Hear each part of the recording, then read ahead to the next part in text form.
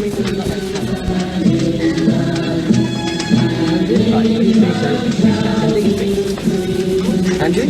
Yes, when you finish those, we'll go to A busy publisher's warehouse in Cheltenham, and the mood music reflects the message of the products which the workers here are handling. This is the base of a new campaign called GB, Goodbye Brussels.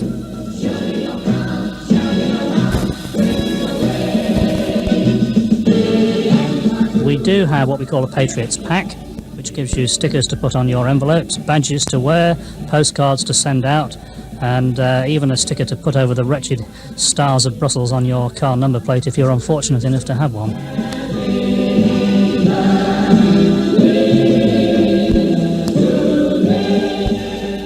The campaign is run by the magazine This England, which is the largest selling quarterly magazine in the country. It's mainly devoted to gentle nostalgia, but it also has a regular, much more pungent section entitled Don't Let Europe Rule Britannia. Are the readers supportive? Edmund Whitehouse is the magazine's assistant editor. They've been very, very enthusiastically behind us. I receive letters every day, far too many to deal with, expressing bewilderment at what's happened to the country and how they've seen it decline in their lifetime. About 70% of our laws are passed by Brussels, which is a national disgrace, in my opinion. And as far as both fishing and farming are concerned, we have really been destroyed by European Union red tape. That's what a large percentage of the population believe. We're very much for coming out of the European Union. There's no reason why we should be in it in the first place. We can trade with them perfectly happily. We should be ruling our own country, and we're not doing that at the moment. While This England certainly has an old-fashioned feel to it, the magazine's campaigning is part of a distinctly contemporary trend, the growth in British Euroscepticism. It's now 32 years since Britain became a member of what was then the Common Market and is now the European Union. Yet despite the length of time, more and more people seem to be uneasy about the EU's impact on Britain. And incidentally, I'm one of them. But could this reaction be so strong and powerful that it leads to the ultimate backlash, British withdrawal from the EU? In other words, while this could involve retaining various trading links with Europe, a Britain that is completely outside all the political structures of the European Union. Or as those campaigners would put it, goodbye Brussels. In this programme, I'll be examining the extent of public support for this, some reasons why the political establishment takes a different view, and whether it could actually happen, perhaps sooner than you might think. In last year's European elections, the withdrawalist UK Independence Party took 16% of the vote. But how much further does backing for their policy of leaving the EU go? Andrew Cooper of the polling company Populus. It's still a minority view, but it's a minority view which has been growing over recent years, according to the polls, from probably less than a third of the British voters saying they think Britain should pull out a few years ago to more than 40% in many polls now. And in our poll in the run-up to the European election, we found, firstly, a large majority of people would like there to be a referendum on the question of whether Britain should stay in or not stay in, and that if there were a referendum, only just under half say that they would vote to pull out, and only just over half say they would vote to stay in. And which voters are keenest to leave? Among certain sections of the population, there are more people who want to pull out than who want to stay in. In fact, slightly more women want to pull out than stay in if there were a referendum. Among semi-skilled and unskilled workers, by quite a wide margin, more want to pull out than to stay in. And among Conservative voters, by a margin of 12%, 47% would say that they would vote to pull out, 35% say they would vote to stay in if there were a referendum. Asking people how they would vote in a referendum on Britain's continued membership of the EU is the simplest and starkest way of posing the choice. There are other ways of phrasing the question which, according to other polls, can even show a more dramatic result. A majority of the whole population in favour of reducing our link with the EU from political membership to trading associate. It's not good news for the EU supporters. So how do they explain the strength of British Euroscepticism? Lucy Powell is the director of their umbrella campaign group, Britain in Europe. Certainly for Britain, there has always been a cultural thing about us being an island and seeing ourselves as somehow sort of different and separate and perhaps above some of our sort of continental partners. Obviously, Britain's place in history as part of the Commonwealth and a global player over, a number of centuries gives people a different sense of our place in the world, which I think sometimes is slightly out of date. And then also there are those who are sort of more ideologically opposed to some aspects of the European Union, in particular its social conscience element, which is perhaps different to a more pure free market example like America. That's 3 reasons, but there is a further factor, says Charles Grant of the pro-European think tank, the Centre for European Reform. A fourth reason, which has grown in tempo in recent years, has been the press campaign of vilification, particularly the Telegraph Group, the Mail Group, and the Murdoch papers, the Sun and the Times, the Sunday Times. They have basically campaigned to represent the EU in a negative light, and I think it's worked.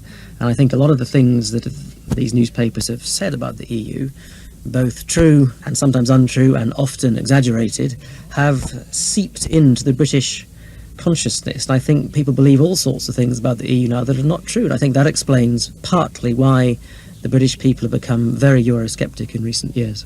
The press certainly influences public opinion. But does the Sun's political editor, Trevor Kavanagh, see himself as engaged in a campaign of vilification?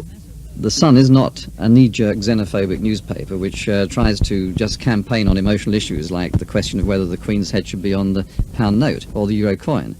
What we want to do is to raise the genuine and legitimate argument about the way Europe is governed by an unaccountable, undemocratic and remote bureaucracy, and the fact that there is a democratic deficit that even Brussels acknowledges but will do nothing about.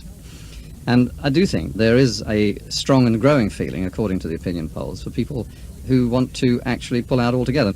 Of course, not all Eurosceptics want to pull out altogether. Far from it, in fact. But those who do seem to be riding a wave at the moment. Charles Grant explains how the varied Eurosceptic campaign organisations are regarded by those like him on the pro-European side of the divide. The ones that seem to have the energy and the vigour and the vim are the ones which are actually committed to withdrawal from the EU. That seems to be a political cause that strongly motivates certain groups of political activists. And the more sort of subtle mainstream case represented by the Conservative leadership, which is not to withdraw but to renegotiate certain policies and have a bit less Europe but not leave altogether, that's a more complicated position. That position doesn't seem to motivate people. It's rather less exciting. Good evening, ladies and gentlemen. My name is Brian Smalley. I think most of you know you, but those who don't know me, that's who I am. I'd like to thank you all for coming this evening. A UKIP meeting in Bishop Stortford in Hertfordshire. The local supporters get the motivating message which they want to hear. There's nothing we can do about it, is there? And of course, if you take that attitude, then you're lost. If we had taken that attitude in 1939, we would now be citizens of the German state. So please go out and fight for your country. Thank you very much. And the people here are certainly committed in their views. There are millions and billions of taxpayers' money in this country going down the drain in Europe. Now, I don't want to give my money to Europeans. I would far rather my taxes be spent in this country. And that's the basis of UKIP's philosophy. 30 years ago I started to work in the Soviet Union, so I saw at first hand what a totalitarian state means. And it is absolutely clear to anyone who studies it that the EU is becoming, and has almost become already, a totalitarian state. And there is no difference. There will be no difference eventually between the EU and the former Soviet Union, none at all.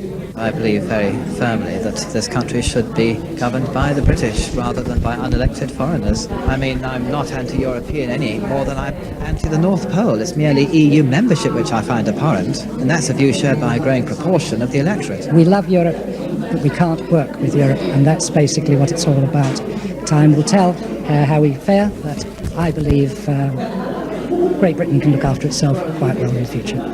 I could see the way the country is going, and I thought we've got to do something to save it and retain our independence. If you look at the history of this country, we fought 2 world wars and retained our independence, and I don't see why we should give it away. I have no faith in any of the other parties. They're not for this country, are they? They want to give us all away, I think. I don't think they're for England or Britain at all. I want to save our country because I think we should rule our own country. We should have our own parliament, do our own thing. We are anti-European. We're not anti-Europe, we're just anti the EU, which is a totally different thing. Yes, we like to go there, don't we? We love nothing against holidays, nothing no, against nothing, people. no. But, you know, we should rule ourselves. You can hear views like these expressed not only at political meetings, but in pubs, workplaces and homes all over the country. How often, however, are they heard from the residents of the political village at Westminster? Andrew Cooper of Populous. the political establishment in Westminster thinks in a sense that it's sort of prima facie sign of madness to advocate that Britain should pull out of Europe and go it alone. It's one of these sort of unchallenged truths of politics. But it's clearly the case that the three main parties in this country, the political mainstream, share a sort of liberal establishment view that Britain must be in the EU. It's unthinkable for them to say, it's unsayable that we might pull out. Although, of course, there are dissidents. There's no doubt that there are a lot of Conservative activists, there are a lot of Conservative MPs, there are probably quite a lot of Labour MPs whose private view is either that we should pull out or that we will almost inevitably reach the point when we have to pull out because of the terms on which membership will increasingly change. I suppose one could say that is a suppressed view in the sense that it's a view which they honestly feel but don't feel. It's possible to actually air that thought because the climate is one in which it's unthinkable. It's almost sort of, it's de facto proof of sort of unsoundness of mind and unfitness for office. It's not something which in the British political culture is acceptable to say within the mainstream, which is odd given that it's a view which is taken by such a large minority of the voters. So why doesn't the mainstream political establishment openly reflect the public differences over Britain's membership of the EU? For a start, there's one factor which often powerfully stifles political debate: the intense pressure for party unity. Here's someone who should know. The difficulty about Europe is that politicians don't want to talk about it because it's an issue which has torn the political parties apart. Still, it certainly has never deterred the Conservative MP Sir Teddy Taylor from wanting to talk about it. His passionate Euroscepticism makes him a committed withdrawalist, and he took part in the bruising and vicious internal party battles over Europe that the Tories experienced in the 1990s. In the Conservatives, we've always had a small minority, a tiny minority. We call them the H block because their names all begin with the letter H. And basically, they're the ones who were fanatically for the European Union, but a tiny group. You have a small group, like myself and others, who have always been very much against it. The group in the middle have not been terribly interested. They've moved one way or the other. But I think there's no doubt at all that we don't have a major political party which represents that kind of view. Now, the Conservatives are beginning to change. We say we're against the European Constitution, we're against the single currency, we'll try and get out of the common fisheries policy. I think we could be moving in that direction. But I think what people need is a party which will take their views seriously and give them proper representation. But, you know, we're still not there. The basic problem, and there's no point in hiding it, is that Europe has divided the parties and caused problems. And if you were put in charge of a political party, you don't want to try and promote disunity. As Sir Teddy indicates, the Conservative Party has moved substantially in a Eurosceptic direction. Under the leadership of William Hague, Ian Duncan Smith, and now Michael Howard, it has adopted policies very different from those pursued by John Major in government. Indeed, many of its opponents argue that a policy of seeking to renegotiate the existing European treaties is tantamount to contemplating withdrawal. Because what other option are you left with if your attempted renegotiation fails to achieve the desired results? This possibility is, of course, strongly denied by the Tory leadership. Sir Teddy may think that perhaps Michael Howard has gone as far in the Eurosceptic direction as he can take the Tories at the moment. And possibly, in any case, Mr. Howard may not want to go any further. But there are others who argue that the party could and should do so. Lord Malcolm Pearson is a prominent withdrawalist and one of the founders of the Eurosceptic campaign group Global Britain. He lost the Tory whip in the House of Lords last year after he urged support for UKIP. Michael Howard, although I think personally he still believes in the bridge theory, which is the outdated idea that the United Kingdom can act as a go-between, as a good influence between the French and the Americans. I think Michael believes that strongly. But he also fears splitting the party if he were to adopt a policy of leaving the European Union. And he fears that some MPs might leave and that the party would be back into its old strife on Europe. I think, and many of us think, in fact we're sure that he's wrong about that if the Conservative Party adopted a come-out policy and therefore brought UKIP back into the fold, it would lose at most a couple of MPs, 2 or 3, and win the next election. I mean, we simply can't understand why he doesn't do it. You might lose an Ian Taylor or a Kenneth Clarke, but who cares? But in any case, the Conservatives certainly are now much more Eurosceptic than the Labour Party, a striking contrast to the situation when Britain joined the common market in 1973. There are, however, some dedicated Labour activists who have battled to keep the sceptic cause alive within the party, notably the Labour Euro Safeguards campaign. Its secretary is John Mills. But how many Labour MPs today sympathise with him? Well, there are some, but not really very many. And certainly not very many who regard this as one of the more important political objectives they want to pursue. I mean, I think one of the reasons why the Labour Party doesn't say a great deal about these sort of issues to do with the EU is actually for most Labour people, education and health and transport and so on are much bigger and more important issues. And because of the stance the leadership takes, what they don't want to do is to rock the boat on what they regard as a relatively minor issue. And of course there is history here. Rightly or wrongly, I think that Neil Kinnock in his day thought that outright opposition to the EU coming out was a serious boat loser, and he wanted to shift the Labour Party to being more electable, and that was one of the policies that got changed as a result of that. But are there other, deeper reasons why there is such a discrepancy between public opinion and the views of the political establishment? It's psychological, according to Daniel Hannan, a Tory member of the European Parliament who has become one of the rising stars of the Eurosceptic movement. I think this has been a problem really going back for the 32 years of our membership. People feel that politicians of all parties, I'm not going to make any partisan points here, have been less than frank about spelling out where this was going. Maybe because I'm a politician, I would put that slightly more generously.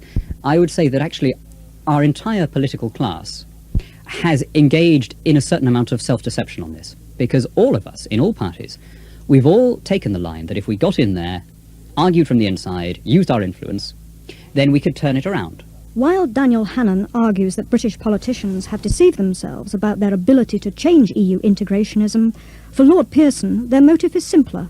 He thinks they feel guilty. The political elite is still stuck with its soundbite that if you talk about leaving the European Union, you frighten the horses.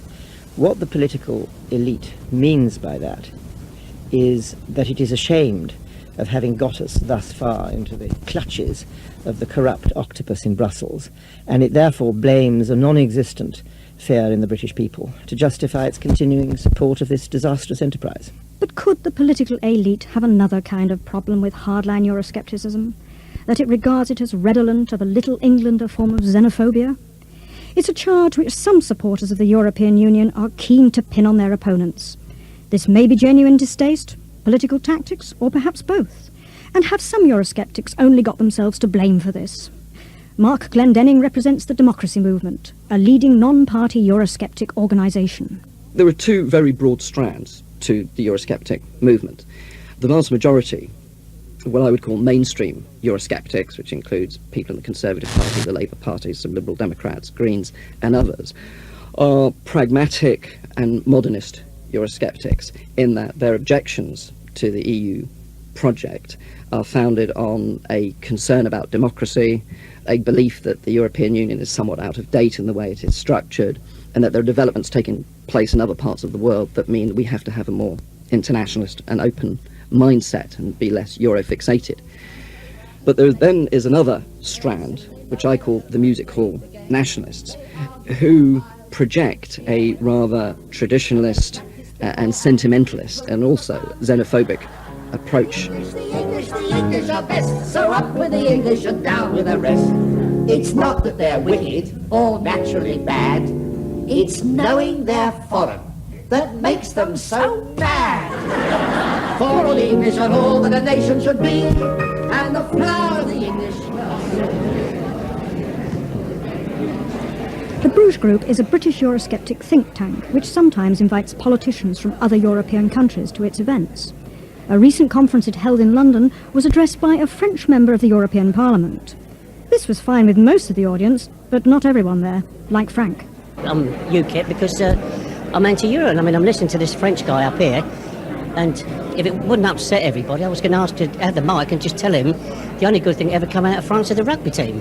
Underneath it, I'm sitting in the back and I'm seething because there's a Frenchman. I don't mind Frenchmen, but thank God there's a strip of water between us, because I will give my last ounce of blood and my last breath to say, you keep your country, we keep ours. And I will not be dictated to by French, Germans or anybody else. They're hijacking England and saying, you must be a part of Europe. Big deal. I say no. If I want to buy French wine, I'll buy French wine. I'm not going to be my mouth opened and it poured down there. No. And why should I pay £250 million every hour for you bunch of frogs? They're winding me up, put it that way. They're winding me up. I don't want them, don't need them. And as soon as I wake up to the fact, and the Germans, and the Spaniards, I just want to get off my back, let me trade where I want throughout the world, and respect my views, and I'll respect them, and I'm sure we can get on fine. But as it is at the moment, all those choices are gone. I'm not happy about it at all. And crossing the channel, one cannot say much for the French or the Spanish, the Danish or Dutch. The Germans are German, the Russians are red, and the Greeks and Italians eat garlic in bed. The English are moral, the English are good, and clever and modest and misunderstood. And guess what job Frank does? I'm a London cab driver. I speak to a lot of people, and for the pro-Europeans, I would say that 99.999% of people I speak to want to get out. The English, the English, the English are best. I wouldn't give talents for all of the rest. But whatever the reasons for the gap between public and political opinion, the result is a democratic deficit in British politics, according to John Mills, who summarises matters as follows. The main political parties have all shied off making our relations with the EU, or certainly our membership, an issue at all. But if you look at the way people answer questions in opinion polls, you really do come up with views which are not represented by the vast majority of the political classes in this country. That can't be a very healthy position for everybody to be in on such a major issue as this. And as we have seen, this leaves a gap in the market. It was the fact that nobody was representing the people who want to restore our independence and sovereignty, which caused UKIP to be founded. There was no other voice. Roger Natman, the leader of the UK Independence Party. We beat the Liberals into fourth place at the European elections. We beat the Conservatives into fourth place in the Hartlepool by-election. We are the only people articulating the message that people want to hear. And nothing can stop an idea whose time has come. And I think that the UK Independence Party has played a vital part in changing public opinion. We've perhaps been pushing it open doors, I don't know. But we are going to do well at the general election, far better than ever before. But UKIP has had many internal problems of its own since its triumph at the Euro elections last June, fostering the impression that it is amateurish and disorganised. Not everyone takes the optimistic views of its electoral prospects that Roger Natman proclaims. The Sun's political editor, Trevor Kavanagh. I think its impact will be much lessened by the squabbling inside. I think UKIP would have been a moderately serious threat to the Conservative Party, especially in marginal seats where there were pro-European candidates standing. I think it may still be something of a threat, but nowhere near as much of one after the leadership squabble involving Robert Kilroy-Silk, who joined the party purely as an attempt to use it as his own personal bandwagon for publicity. I don't think they're a significant force. And even some of those who sympathise with UKIP have fundamental doubts about the realism of its political strategy. One of these is Lord Pearson. UKIP's aim is to get the United Kingdom out of the European Union, an aim which many of us now share, most of us perhaps. The only way that can be done is for a vote in the House of Commons to take us out of the European Union. And the only way that can be done is for the Conservative Party to do it. And therefore, if UKIP put up candidates against Eurosceptic Conservative candidates, they're mad, because they won't win a single seat, but they will keep, or they may keep, a number of Eurosceptic MPs, Labour and Conservative, out of the House of Commons. And that is very, very silly strategy. Whatever the merits or otherwise of UKIP's electoral tactics, and whatever the nature of public opinion, one thing is clear. The House of Commons is a very long way from containing a majority of MPs who proclaim a commitment to vote for Britain to leave the European Union. Does that mean that Britain is bound to remain a member for the foreseeable future, and that the current enthusiasm of the withdrawalists is tempered by an underlying pessimism? On the contrary, many withdrawalists now believe that Tony Blair has handed them a golden opportunity by agreeing, assuming he is re-elected, to hold a referendum next year on the proposed European Union constitution. And all the opinion polls so far suggest that the British public is strongly opposed to the constitution and will reject it by a large majority. What would be the implications of such an outcome? Charles Grant of the Centre for European Reform. Legally, the British can, if they wish, vote no to the Constitution and still remain members of the European Union. I do believe in practice, assuming the others adopt the treaty and we don't, they would go ahead and set up new institutions for a more integrated Europe that would leave Britain behind. There are certainly people in the government who are saying the best way to win this referendum is to say this is a vote about in or out of Europe. Because the constitutional treaty itself, very few people will read it, it's extremely complicated, it's hard to run a campaign on that. It's easier for the pro-Europeans to say the EU is a good thing, let's vote for it. What One of the most intense and possibly important arguments surrounding such a referendum will indeed be the question of whether it is simply and narrowly a vote on the Constitution itself, or actually about much more than that. The Tory MEP Daniel Hannan. The Prime Minister has, to an extent, made it an issue of Europe, yes or no, rather than just on the Constitution as such, because he and his Europe Minister, and indeed the leader of the Liberal Democrats, have all connived at this idea that this isn't just about these new transfers of power to Brussels, it's about the whole package, it's about whether we're in Europe at all. Now, obviously on one level he's wrong. It's perfectly possible for us just to carry on as we are now without the Constitution. On the other hand, he's right to the extent that we haven't had a vote for 30 years on European integration. So to that extent, the Prime Minister is right when he says that this referendum will also be a vote on the intervening 30 years of the structures that have been built up in Brussels. Having, as it were, invited people to vote on that basis, I rather hope now that he's prepared to accept the verdict either way. Daniel Hannan's analysis will be strongly disputed by many who will organise against the Constitution, including the prominent Vote No group, which contains leading business figures and less hardline Eurosceptics, and is likely to be the official umbrella campaigning organisation on the no side. They will argue for a no vote without endorsing the idea that it would fundamentally alter Britain's relationship with the EU.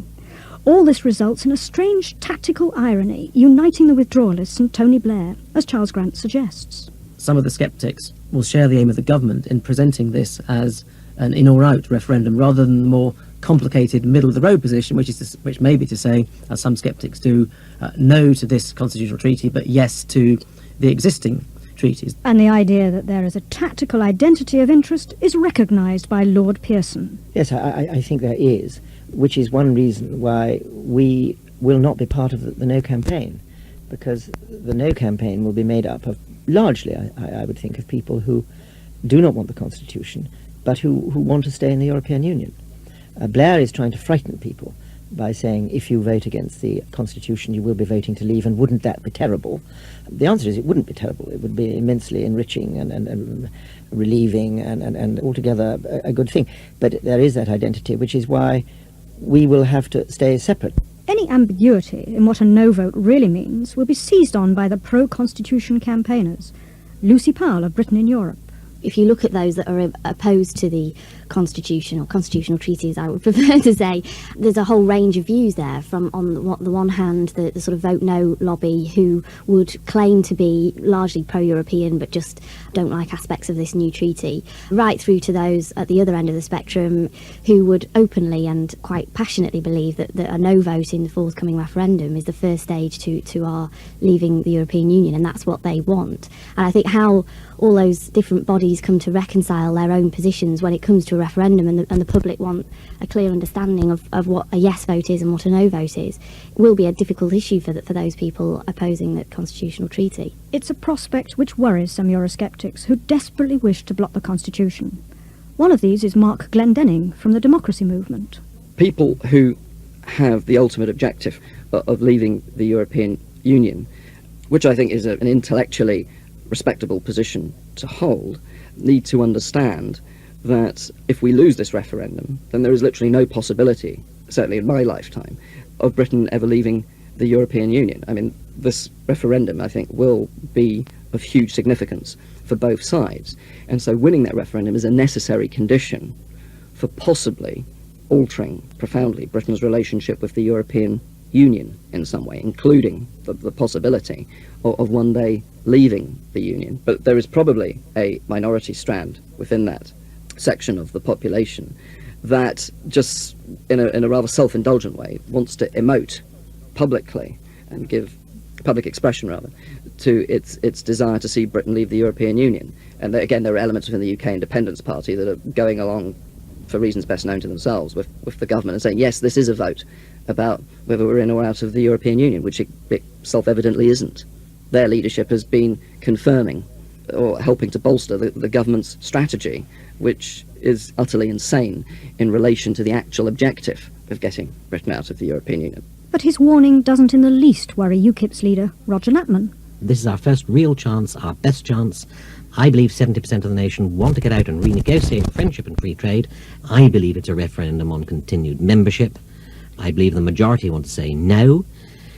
Now we feel for the first time that what we're talking about is not theoretical. It's achievable, and it's achievable in a very short time. That must be exciting. It's not surprising that UKIP is getting excited.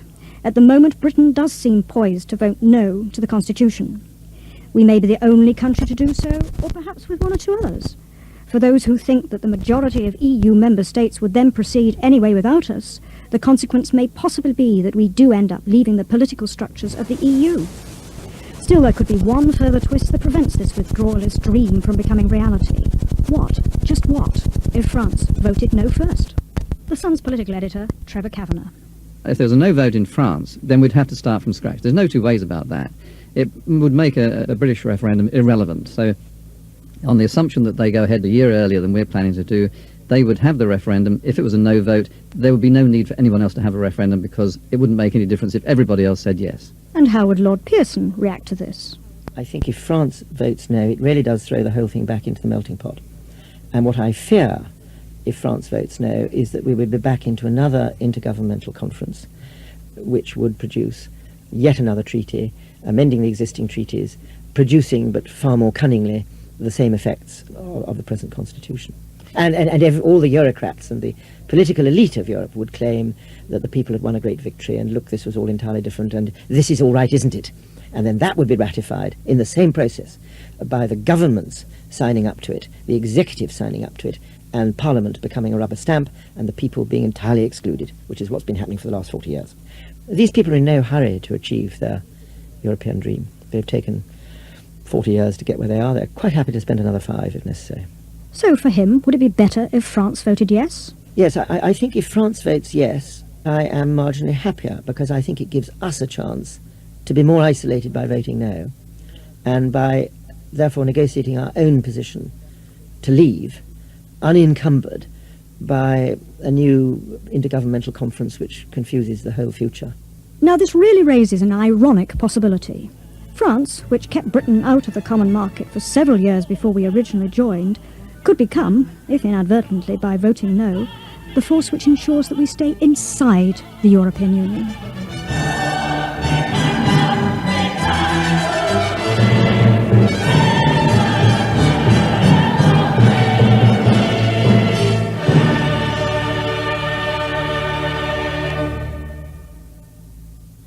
This Sceptic Isle was presented by Ruth Lee and produced by Martin Rosenbaum. In a moment, we'll be joining Peter